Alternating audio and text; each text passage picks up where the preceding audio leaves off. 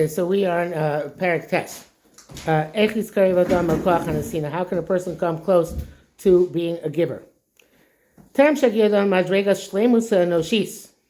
Before a person reaches human perfection, which none of us will ever reach, he's missing.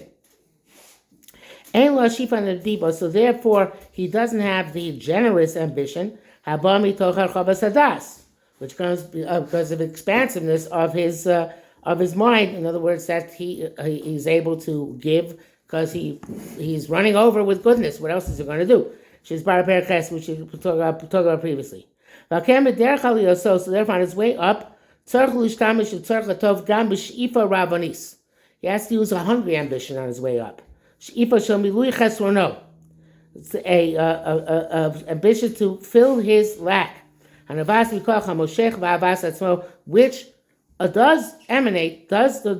is derived from the power to pull into himself and his love of self. So this is the mitoch shelo lishma. Lishma would mean that I'm completely chesed, completely giving, and that's all that interests me. And in order to do that, you really have to be a big tzaddik. You don't have to be like completely shalom, but you have to be a big tzaddik, and that's what makes a tzaddik. Somebody who's unstintingly, unreservedly giving. But most of us are not at that madriga, and we have to find a way that we're not big tzaddikim. We still have our own personal ambitions and our own personal interests, and we also are still want to get. So how are we going to be at the same time working ourselves to be givers? So he says the mashal. Ben olam bakum yaseh shelo lishma.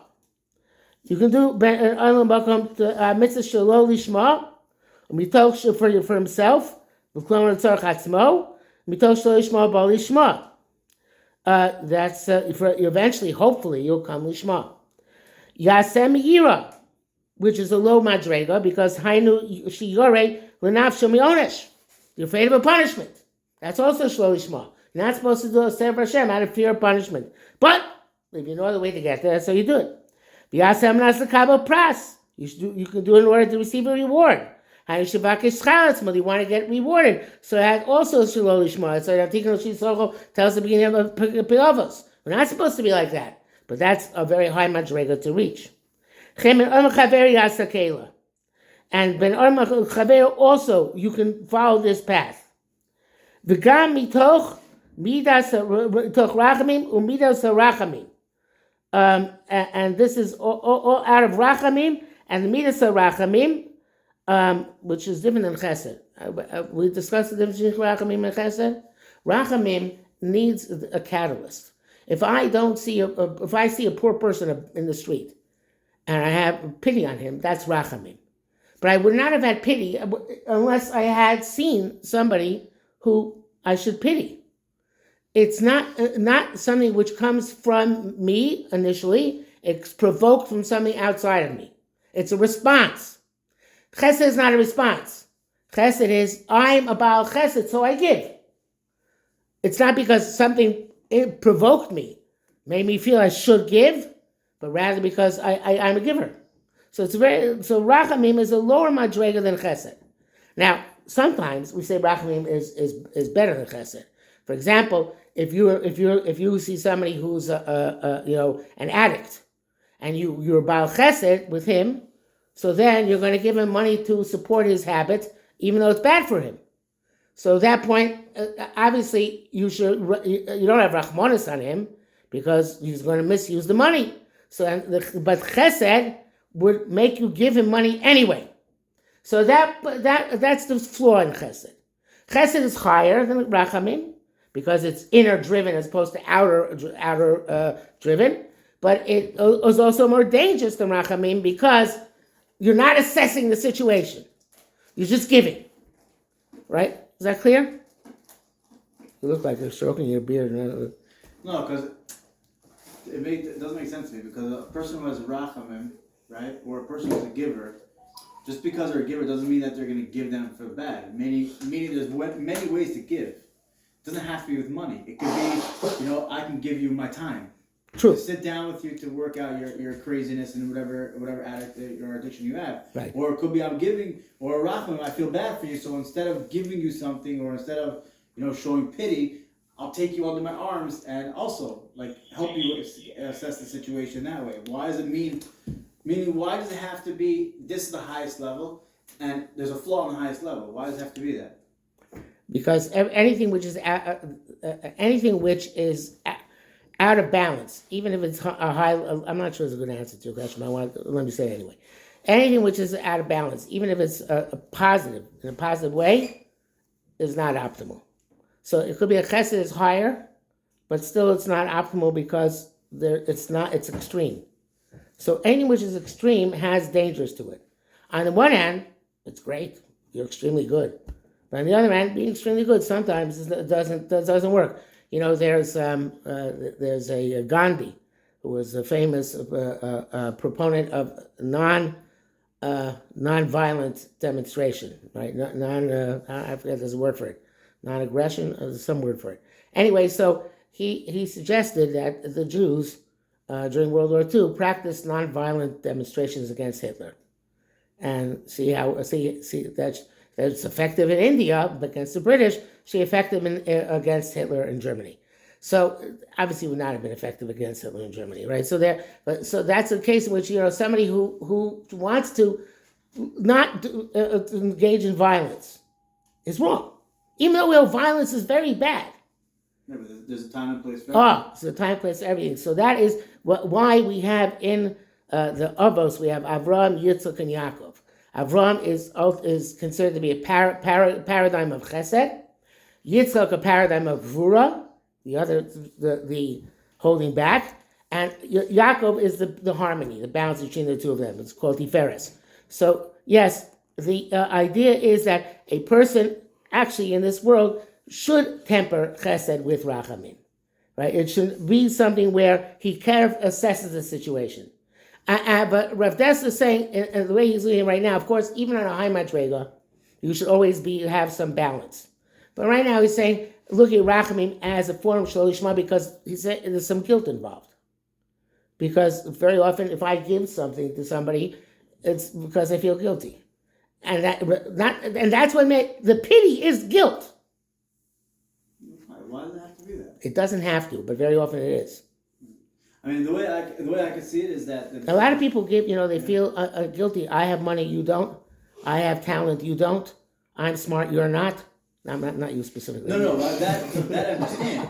That's why people give over that 100%. That's the Shema part. Meaning, like, I feel that I have whatever ability. That's why these guys sit there and then they start darshaning about what they think is the correct way because they think they're outsmarting you. They think they're. But I'm saying the only way I can see maybe this makes sense is that a guy who gives, let's say, meaning you see a guy in the street who's a beggar. He has no money, right? By you giving him, $1,000, $20,000, you didn't change the fact. He's still poor.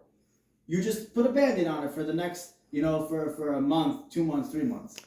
True, that's a good point. Yes. So that's where the difference is. Like whereas a guy who's a Baal Chesed will say, no, I'm not going to give you money. Instead, come, let me get you a job. That's a good distinction. I like that. Okay, makes a better answer than my answer. Can you consider chesed just like unrestricted giving?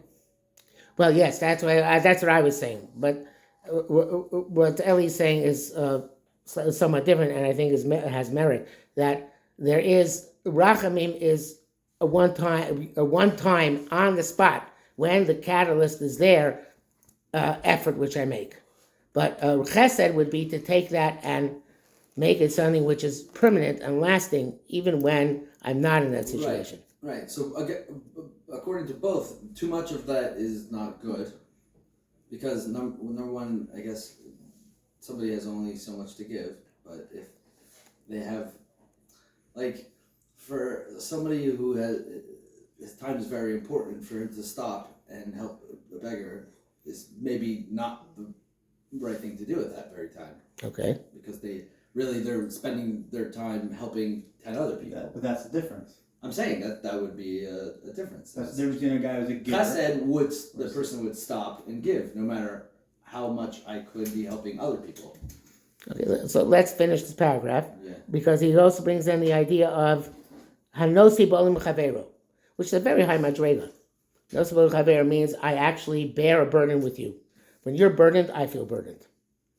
And that's one of the ways in which you're kind of Torah is by being no sel b'chaver. That's one of the 48 ways in which you require Torah. But the thing is, he says, it's not completely giving. Because the reason for what he's doing is in order to push off his own anguish. Which he felt when he saw his friend suffering. So again, the rachamim and the nosi b'chavero here, which Rav Dessler is talking about, are ones which help you out in that they remove your tsar. It's not, and what you said before is that, yes, well, but there's a form of rachamim which is higher than that, which is true. But he's saying the shalol lishma aspect of rachamim is this one. The shalol lishma of nosi b'chavero is this one, where you feel bad for the other guy, and therefore you feel. I should put it this way: you feel bad for the other guy, right? So that's why you do it. So he says all these are grounded in taking. I want to feel better about myself. But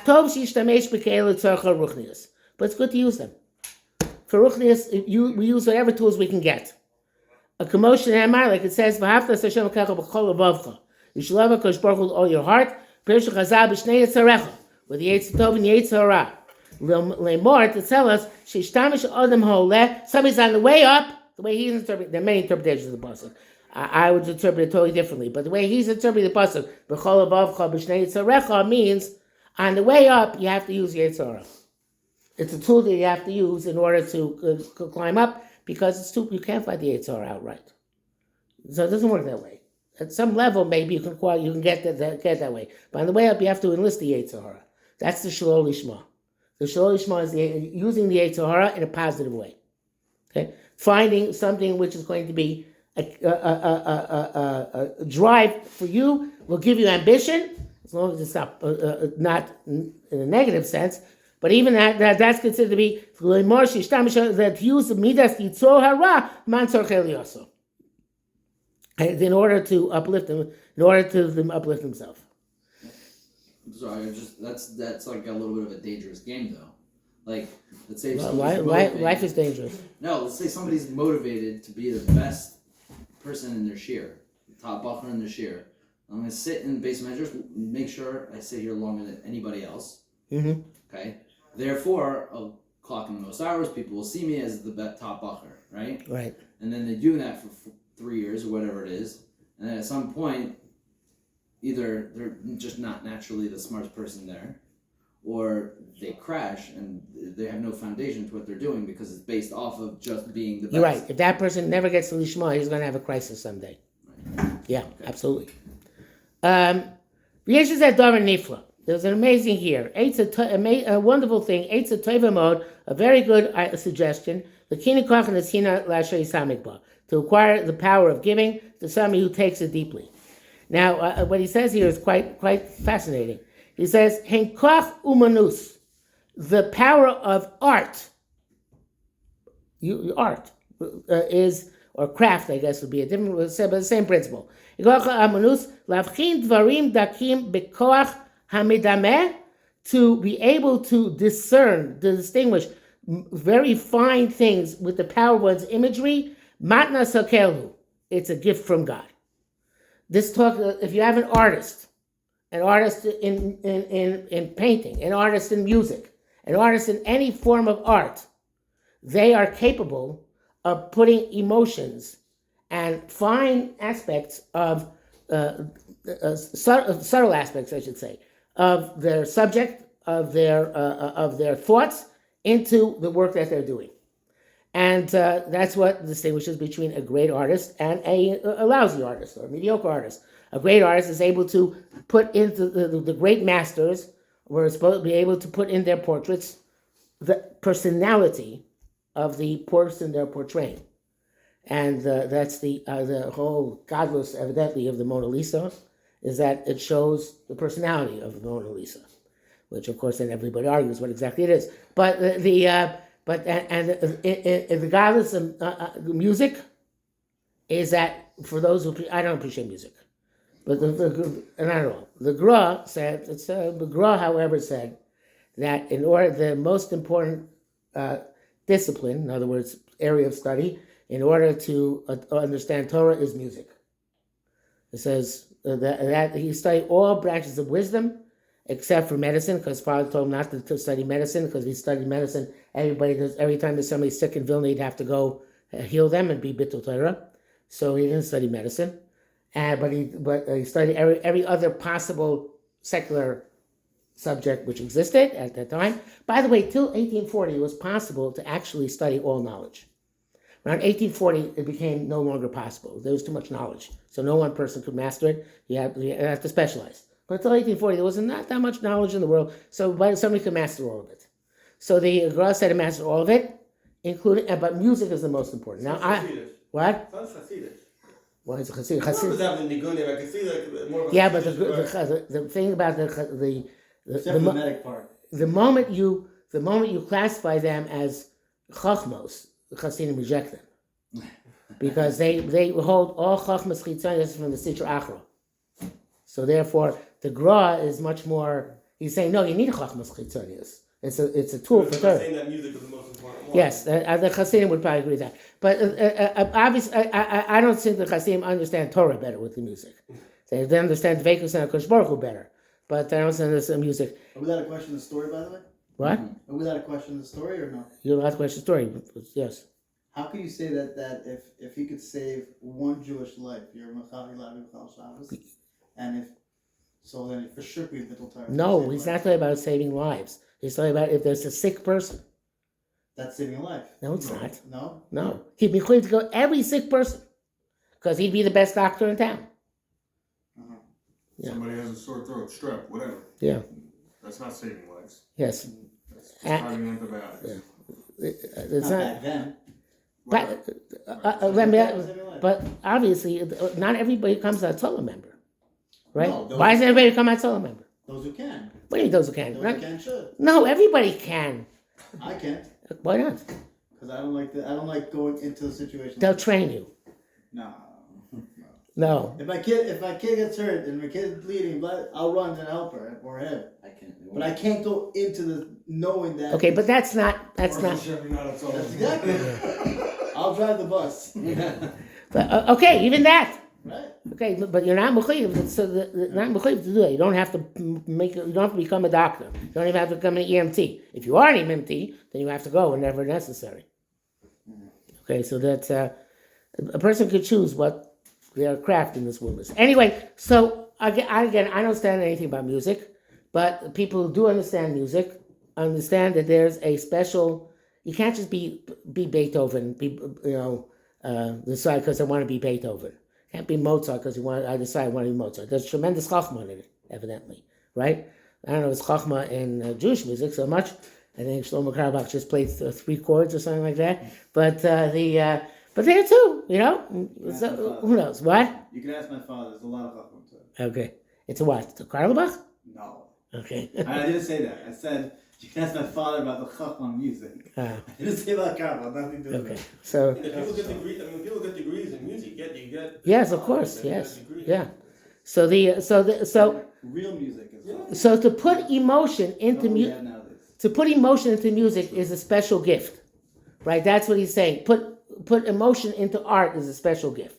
Even techno music there's chachma. No, there is chachma. Yeah, Okay, that's so what I'm it's saying. not music that we have these days. Right. That's music. No, I'm talking about like the stuff you hear on like these American TV music, things, okay, but I'm saying anything that has to do with tunes, bands, or melodies together. Listen. That's why they're called artists. I can't stand rock music, but people hold the Beatles that godless. They did. I can't appreciate it. To me, there's no godless there. But obviously, there are many people. Pink Floyd had mamish godless. Bad godless. Okay. So the higher you were, the more godless. Okay. So Valkain Yivateosam, and therefore express them.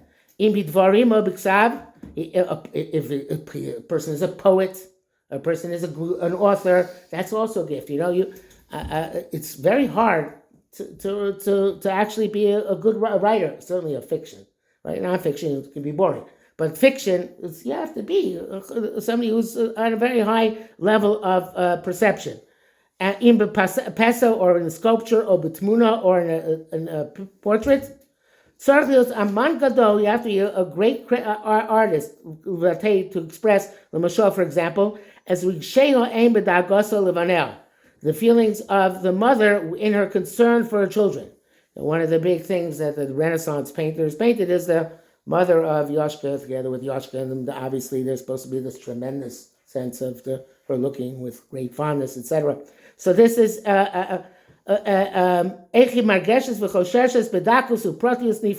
how she feels and what she senses in very, very subtle and very, very finely. She doesn't need the art because she does it in her nature. But when these fine feelings are expressed, Heinam osim roshem benefesh kol adam. In other words, again, if you appreciate it, people appreciate music, will appreciate the music they hear and the emotion that it generates. Even I can experience, listen to Beethoven's Ninth Symphony and feel, elated, right? Even people like me. But there is a person, if he put that in music, and other people can experience. People put something in art, other people can experience it. The more you understand, the more you appreciate it. But even on a basic level. Now here it says a very interesting chiddush. Every person is an artist on some level. Every person has a power of artistry. Imrav omat, whether it's a little or a lot. And any way in which a person can analyze and depict to himself, he's going to feel that. Makes impression on his soul. And in the old days, well, way a long time ago, before they had television and radio and movies and all that, so people used to use imagery much more than we do today.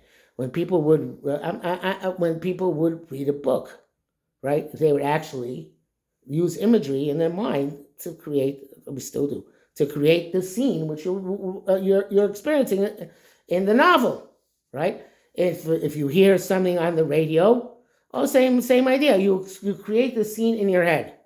Television and movies don't leave any room for imagery because they're already giving you the imagery. So that's what? It's Hollywood's imagery. Hollywood's imagery, right? But the idea is that every person has that capacity in some way, shape, or form to use imagery to depict things and image things in their mind. Okay, and it could be even in words, not just in pictures, right? Some people think in pictures, some people think in words, but the right words you can get in your mind as well. And a person who's on the way up should use this art to develop sensitivity in his soul. That's all types of sensitivity, but also in giving. So,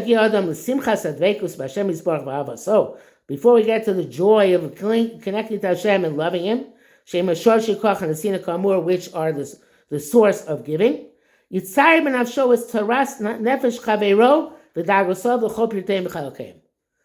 imagine to yourself the difficulties of your friend, his worries, in all their details, in all their aspects.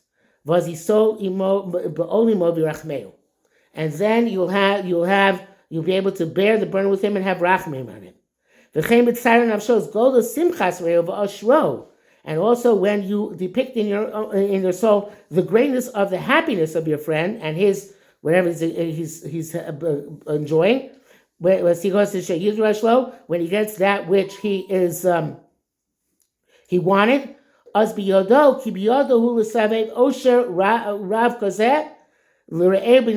then, if he knows that he has the power to generate such a great happiness in somebody else, in other words, if I can think about, it's not so easy thing to do because we usually don't think about other people in depth, right?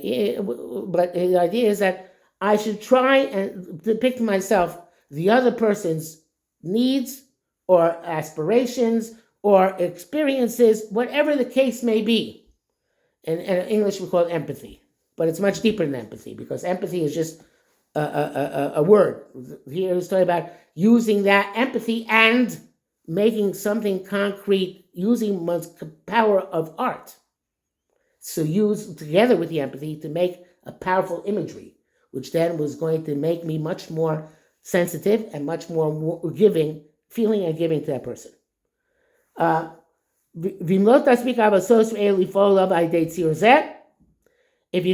that doesn't work, he says, I have another answer for you. Use yira. To this, in other words, you can't get some. Again, like me, you don't appreciate music, so you don't have the power of artistry so much. Everybody does, but okay, let's think we don't. So then, okay, you're on a lower madrega. So then you have to feel. Then you can compel yourself to feel an obligation to give, right? Then when you get when you get an aliyah, right, and they make a mishberach for you, right? You feel obligated. You put yourself in a place where you feel obligated to give. So it's only one of myriad examples, but you can put yourself into such a situation that you're afraid not to give. And he says, to feel your obligation to give.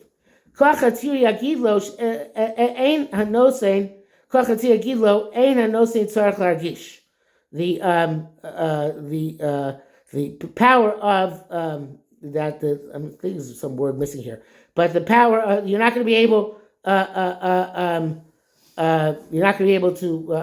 be able to depict it with the power of artistry, right? But the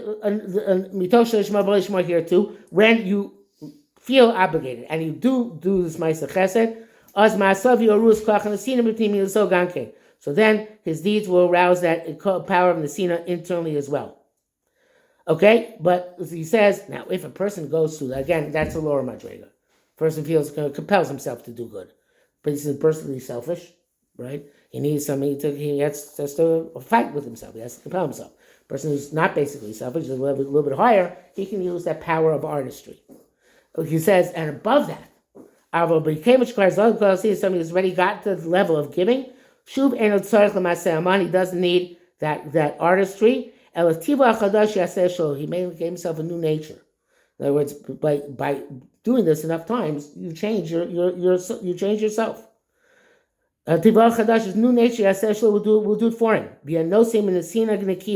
And be able to give cleanly, so to speak. Out of his the generosity of his good heart. And not because he wants to fill his own shortcoming or make his own pain go away, but his own concerns about himself. Okay, so what we learned today, basically, I think, is that the idea that there's mitoch shelo lishma bo lishma by giving, and the most powerful tool in that mitoch shelo lishma bo lishma is the power of artistry, which you can use in order to magnify and deepen your understanding of other people's needs and aspirations. If you can't give, but even more basic than that, if you have to start somewhere, is to do it because you feel obligated. Okay, have a good night. All right, can you call?